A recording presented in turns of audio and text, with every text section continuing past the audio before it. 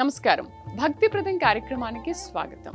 భక్తాగ్రగణ్యులుగా ఉండి భగవంతునితో సమానంగా పూజలందుకున్న మహిమాన్వితులు, స్వామి భక్త పరాయణులు, వినమ్రశీలురు ఇద్దరు ఒకరున్నారు.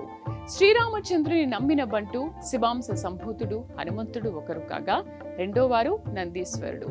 శివాజ్ఞ కోసం సర్వవేళలా సిద్ధంగా ఉండి శివాదేశం వెలువడగానే ఆగమేఘాల మీద ఆ ఆదేశాన్ని నెరవేర్చే మహాశివ భక్తుడు నందిదేవుడు. శ్రీరామచంద్రుడు చరణాల వద్దే ప్రార్థనా నమస్కారం చేస్తూ ఉండేది ఆంజనేయుడు కాక, శివదేవునికి అభిముఖంగా నందీశ్వరుడు ఉండి భక్తుల శివదర్శనానికి ఆశీర్వపూర్వక అనుమతిని అందజేస్తూ ఉంటాడు. అసలు ఆది దేవుడు శివదేవుడికి నందీశ్వరుడు వాహనంగా ఎలా మారాడు?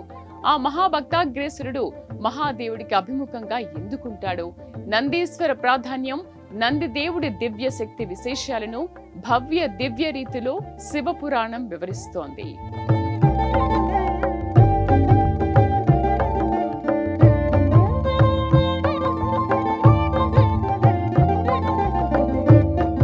సదాచారాలు సత్సంప్రదాయాలు ఆచరించి సక్రమ బాటను అనుసరించి సదా దైవ సేవలో పునీతమై దైవశక్తికి స్వశక్తి జోడించి ముందుకు వెళితే పరాజయాలు అపజయాలు అనే మాటే వినిపించదు. జయాలు విజయాలు శుభాలే సంప్రాప్తిస్తాయి. ఈ కోవకు చెందిన మహనీయులు మహోన్నతులు కొందరున్నారు. అయితే భక్తులు సేవకులుగా ఉండి దైవగణాల స్థాయి పొందడమే కాకుండా దైవాలతో సమానంగా పూజలందుకునే మహనీయులు ఇద్దరున్నారు.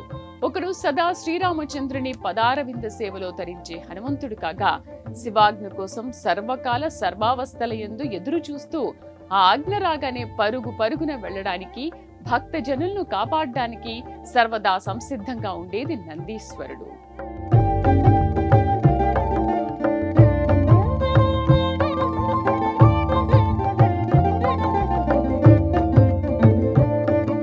స్వశక్తికి దైవశక్తి తోడైతే ఆ వ్యక్తికి ఇక జయాల పరంపర తప్ప అపజయాల మాటే ఉండదు. మానవ సంఘానికి ఇది వర్తిస్తుంది. దైవాలను భక్తులు ఆరాధించడం సాధారణ విషయం. అయితే దైవ పంటులుగా ఉన్న భక్త గ్రేసరులు తాము ఆరాధించే దైవాలతో సమానంగా పూజలు అందుకుంటున్నారు. తమ సేవకాగ్రణ్యులు మహాభక్తులు భక్తజనకోటి పూజలు అందుకోవటంపై ఆ దైవాలు ఎంతో సంతోషించి భక్తజనాలపై వరాల జల్లు కురిపిస్తారు. రామభక్త హనుమంతుడి గురించి, శివభక్త నందీశ్వరుడి గురించి పురాణ పెద్దలు వినిపిస్తున్న ధార్మిక ఉపన్యాసాలు ఇవి. అజేయుడైన ఆంజనేయుడు రామపథార వింద సేవలో సదా తరించే దాసాగ్రహణ్య భక్తుడు. హనుమంతుడి రామభక్తి తెలిపే ఎన్నో ఘటనలు మనకు తెలుసు. పురాణ ప్రముఖులు ప్రవశించే పురాణ కథలు మనకు విదితమే. సీతమ్మ వారు నుదుట సింధూరం పెట్టుకుంటున్నప్పుడు ఆ సింధూర ధారణకు హనుమంతుడు అమ్మవారిని కారణం అడుగుతాడు. శ్రీరామచంద్ర ప్రభు క్షేమం కోసం తాను సింధూరం ధరిస్తున్నానని అమ్మవారు చెప్పగా, స్వామి భక్త పరాయణుడైన ఆంజనేయుడు తన కాయం అంతా సింధూరాన్ని రాసుకున్నాడు. రామక్షేమాన్ని అంతలా కాంక్షించినవాడు హనుమంతుడు.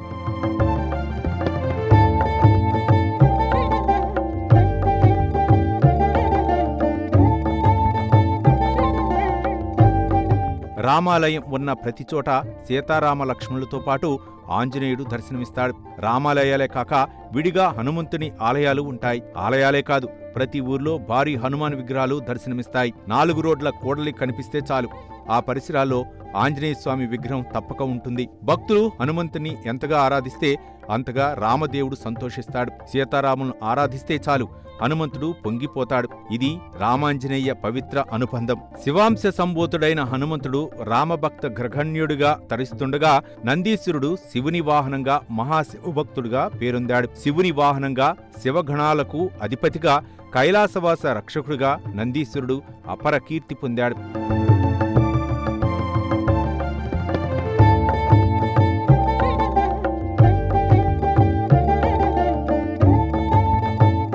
పరమేశుడు పరమభక్తుడు శిలాధుడు. సంతు కోసం పరితపించిన శిలాధుడికి శివానుగ్రహంతో నందీశ్వరుడు ఉద్భవిస్తాడు. పురాణ కథనాల ప్రకారం శిలాద మహర్షి ఒకసారి అమరేంద్రుని సన్నిధికి వెళ్తాడు. సాధారణ జనానికి భిన్నంగా ఎల్లకాలం జీవితుడిగా ఉండే చిరంజీవి తనకు కుమారుడిగా ఉదయించే మార్గం చెప్పమని ఇంద్రుణ్ణి వేడుకుంటాడు. దీనికి శివదేవుడు మాత్రమే మార్గం చూపగలడని ఇంద్రుడు చెప్తాడు. అప్పుడు శిలాదుడు తన ఆరాధ్యదైవమైన పరమశివుడిని ప్రసన్నం కోసం కఠోర తపస్సు చేస్తాడు. శిలాదుడి తపస్సుకు మెచ్చి శివుడు శిలాధునికి దర్శనమిస్తాడు. చూస్తాడు. శిలాదుడి కోరిక తెలుసుకొని తదాస్తు అంటాడు. అచ్చం శివుడిలాంటి కుమారుడు తనకు కావాలని మహాభక్తుడు సాధారణ జనానికి భిన్నంగా ఉన్న మహనీయుడు కావాలని కోరుకుంటాడు. మహాభక్తుడి కోరికను మన్నించి తన అంశతో యజ్ఞవాటికలోని అగ్నిగుండం నుంచి ఒక మూర్తి ఆవిర్భవం అయ్యేలా చేశాడు. ధర్మానికి ప్రతిరూపంగా ఆవిర్భవించిన ఆ దివ్యమూర్తే నందీశ్వరుడు.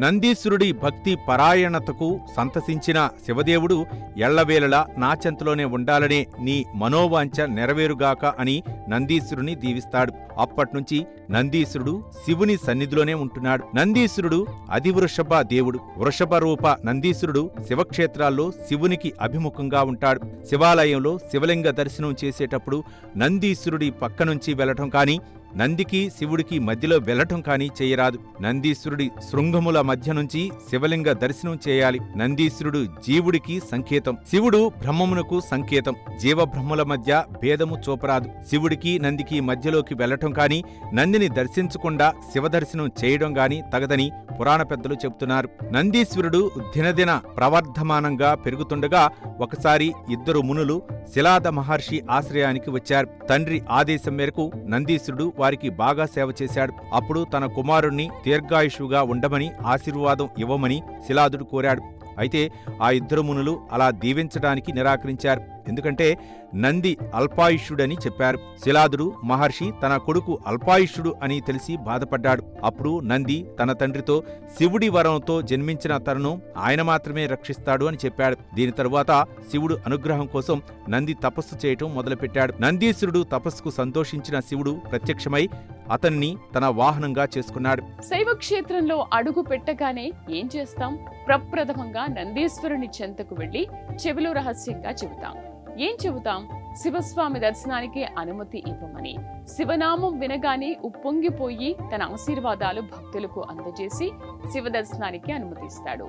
మహాదేవుని కంటికి రెప్పలా కాపాడుకునే నందీశ్వరుడు కపట భక్తులు, భక్తరహితులు ఏ ఆగడాలకో అనుచిత వైఖరి అవలంబించడానికో వస్తే అక్కడికక్కడే ఆ ముష్కర మూకల పని పడతాడు. అందుకే త్రికరణ శుద్ధి భక్తితో, సత్కార్య ఆలోచనతో, నీతివంత నిజాయితీ రీతిలో, అత్యంత భక్తి ప్రవృత్తులతో శివ దర్శనానికి వెళ్ళాలి. ఇక బోళాశంకరుని చెంతకు చేరితే వరాల జల్లులే కురిపించేస్తాడు.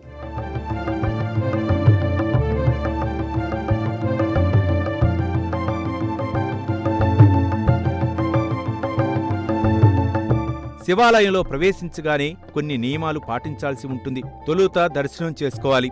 అనంతరం ఆలయం చుట్టూ ముమ్మారు ప్రదక్షిణలు చేసి చండీశ్వరుని వద్ద చప్పట్లు కొట్టాలి. చండీశ్వరునికి చప్పట్ల ద్వారా ప్రమాణాలు అందించాలని శాస్త్రం చెబుతోంది. దీనికి ఎన్నో కథనాలు ఉన్నాయి. అయితే శివుణ్ణి దర్శించుకోవడానికి నందీశ్వరుని అనుజ్ఞ తీసుకోవాలని సర్వపురాణాలు స్పష్టం చేస్తున్నాయి. నందీశ్వర అనుమతి పొందకుండా శివ దర్శనం చేసుకుంటే అది ఫలం ఇవ్వదని పురాణ గురువులు చెబుతున్నారు. నందీశ్వర నమస్తుభ్యం సాంభనంద ప్రధాయక మహాదేవస్య సేవార్థం అనుజ్ఞాం దాతు మహర్షై అని నందిదేవుడి చెవిలో ప్రార్థనాపూర్వక శ్లోకాన్ని వినిపించి అప్పుడు శివదర్శనం చేసుకోవాలి. భక్తవస్తుల్యుడైన సాంబశివునికి ఆనందప్రదుడైన ఓ నందీశ్వర, నీకు నమస్కారం. ఆ మహాదేవుని సేవించడానికి నాకు అనుజ్ఞ ప్రసాదించు అనేది ఈ శ్లోకార్థం. శివదర్శనానికి ఈ పవిత్ర శ్లోకం చదివి నందిదేవుని స్తుతిస్తూ తీక్ష శృంగాయ విద్భవేహే వేదపాదాయ ధీమహి తన్నో నంది ప్రచోదయాత్ అని ప్రార్థన చేయాలి.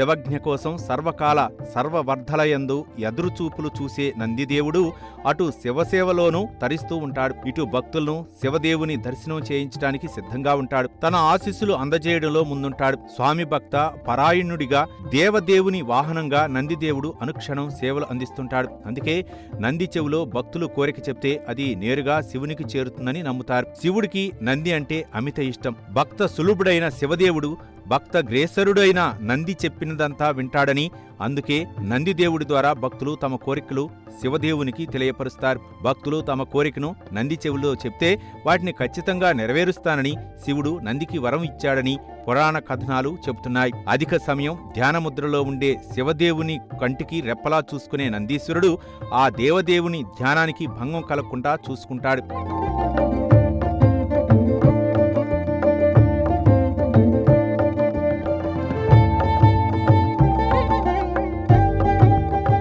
నందీశ్వరుడి చెవిలో చెప్పిన మాటలు శివదేవునికి చేరగానే అవి క్షణాల్లో నెరవేరుతాయని పురాణాలు తెలియజేస్తున్నాయని ధార్మిక గురువులు చెబుతున్నారు. అయితే శివాలయంలో అనుసరించాల్సిన కొన్ని నియమాలను ధార్మిక గురువులు వివరిస్తున్నారు. శివాలయంలో ప్రవేశించిన వెంటనే తొలుత శివపార్వతులకు ఆరాధన పూర్వక నమస్కారం తెలియజేయాలి. నంది సన్నిధికి చేరాలి. నందీశ్వరునికి జల పుష్ప క్షీరాదులు సమర్పించి దూపహారతులు ఇవ్వాలి. అనంతరం నందిదేవుడి చెవిలో కోరికలు చెప్పాలి. నందికి ఏ చెవిలో కోరికలు చెప్పినా తప్పులేదని, అయితే ఎడమ చెవిలో కోరికలు చెప్పడం ఉత్తమమని పురాణ పెద్దలు తెలియజేస్తున్నారు. నంది చెవిలో చెప్పే కోరిక రహస్యంగా, సౌమ్యంగా, నెమ్మదిగా ఉండాలి. నందికి తప్ప ఎవరికీ అది వినిపించకూడదు. అయితే స్పష్టంగా, వినమ్రంగా, భక్తిపూర్వకంగా ఆ విషయం చెప్పాలి. నంది చెవిలో మీ కోరికను చెప్పే ముందు ఓంకారాన్ని మనసులో స్మరించుకోవాలి. ఓంకారాన్ని మనసులో స్మరించుకొని వాంఛ తెలియచేయటం వల్ల ఆ కోరిక మరీ వేగవంతంగా శివునికి చేరుతుందని భక్తులు విశ్వసిస్తారు.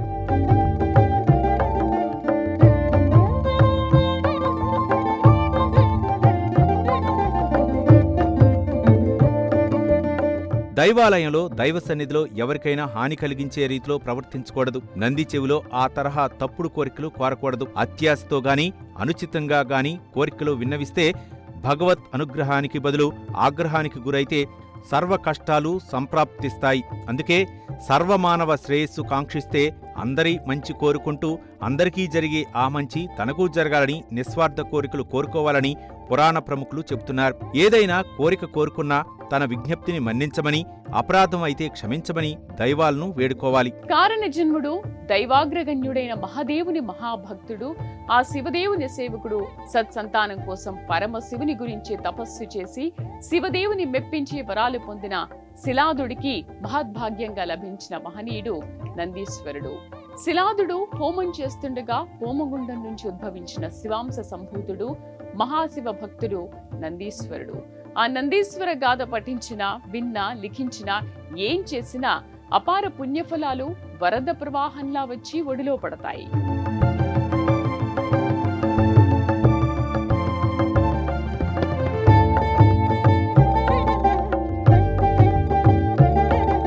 శివాలయ ప్రవేశం చేయగానే తొలుత దర్శనమిచ్చే భగవన్మూర్తి నందీశ్వరుని దర్శించుకోవటం, నందిదేవుడి చెవిలో కోరికలు తెలియచేయటం, అనంతరం శివదర్శనం చేసుకోవటం ఇవన్నీ క్రమబద్ధంగా చేయాలని శైవాగమం తెలియజేస్తోంది. సత్సంతానం కోరి శివదేవుని గురించి శిలాదుడు తపస్సు చేయటం, శివాంశతో తపోవర ప్రసాదంగా నందీశ్వరుని పొందటం, శివాలయంలో శివలింగ దర్శనం ఎంత ముఖ్యమో నందీశ్వరుని దర్శించుకోవటం, కోరికలు తెలియజేసి శివదర్శనం చేయించమని ప్రార్థించడం తదితర విషయాలను మనం ఇప్పటి వరకు మననం చేసుకున్నాం.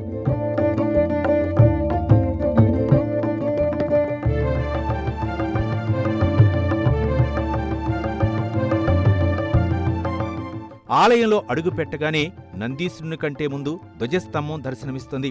ఆ ధ్వజస్తంభాన్ని ఆరాధించి నంది వైపు అడుగులు వేయాలి. అనంతరం శివదర్శనం చేసుకోవాలని ధార్మిక పెద్దలు తెలియజేస్తున్నారు. అయితే నందీశ్వర సన్నిధిలో భక్తోన్మాదంతో కొన్ని చేయకూడని పనులు భక్తులు చేస్తుంటారని, ఈ పనులు పుణ్యఫలాలకు బదులు పాపాలు కలిగిస్తాయని పురాణ పెద్దలు చెబుతున్నారు. అరటి పండ్ల గుజ్జును నందీశ్వరుడిపై రాయటం, నందీశ్వరుడి వెనుక భాగంలో దీపాలు పెట్టడం, 2 కొమ్ముల మధ్యలోంచి శివదర్శనం చేయకుండా నేరుగా శివాలయంలోకి ప్రవేశించకూడదని పురాణ పెద్దలు తెలియజేస్తున్నారు. పుణ్యఫలాలు పొందాలి కానీ పాప ఫలాలు కొని తెచ్చుకుని సంపాదించిన పుణ్యాలను పోగొట్టుకోకూడదని పెద్దలంటున్నారు.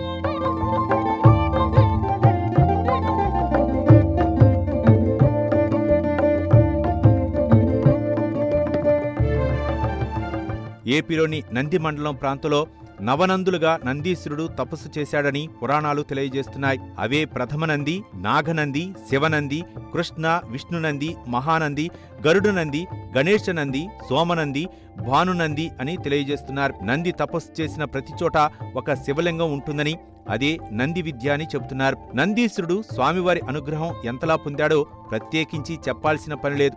అయితే పార్వతీ అమ్మవారి అనుగ్రహం అదే స్థాయిలో నందీశ్వరుడు పొందాడని పురాణాలు చెబుతున్నాయి. పురాణ ప్రముఖులు ఈ విషయాలను తమ అనుగ్రహ భాషాణాల ద్వారా తెలియజేస్తున్నారు. లలితా సహస్రనామలో నంది విద్య నటేశ్వరి అనే ప్రార్థనాపూర్వక వాక్కు ఇందుకు నిదర్శనమని చెబుతున్నారు. నందీశ్వరుని ప్రజ్ఞ చాలా గొప్పదని పురాణ పెద్దలు తెలియజేస్తున్నారు. పూర్వం శివాలయంలో 2 నందులు పెట్టేవారని, ఒకటి స్థిరనంది, మరొకటి చరనంది అని చెబుతున్నారు. చరనంది, స్థిరనందికి సంబంధించిన ఎన్నో కథలు ప్రాచుర్యంలో ఉన్నాయని పెద్దలు చెబుతున్నారు. వెంటనే కోరికలు తీర్చేదిగా చరనంది, నెమ్మదిగా కోరికలు తీర్చేదిగా స్థిరనంది పేరు పొందినట్లు పురాణ ప్రముఖులు తెలియజేస్తున్నారు.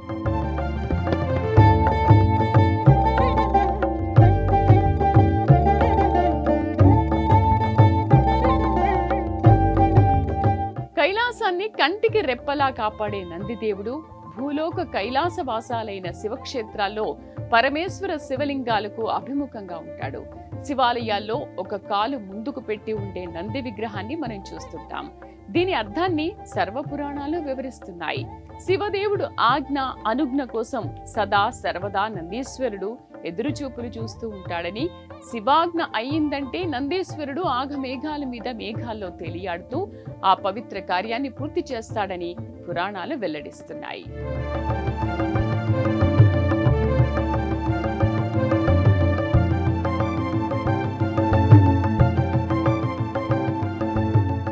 ఇది వాల్టి భక్తిప్రదం కార్యక్రమం. నమస్కారం.